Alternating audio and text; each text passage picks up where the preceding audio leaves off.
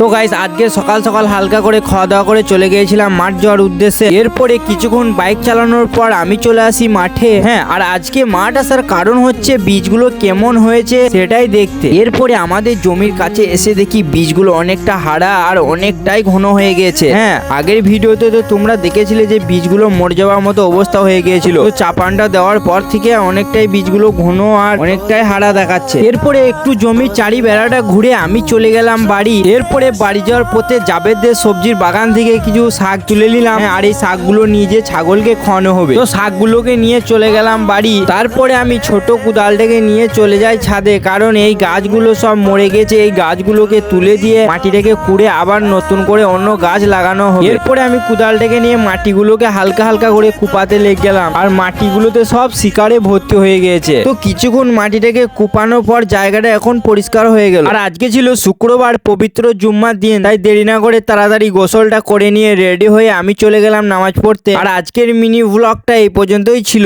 আর ভিডিওটি ভালো লাগলে ফলো করে দিও।